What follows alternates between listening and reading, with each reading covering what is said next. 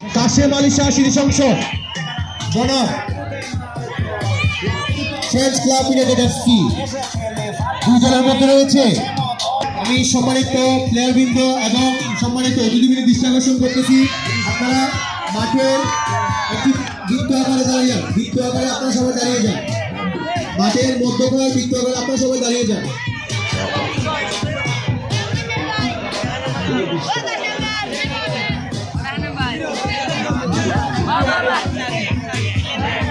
সম্মানিত ধন্যবাদ।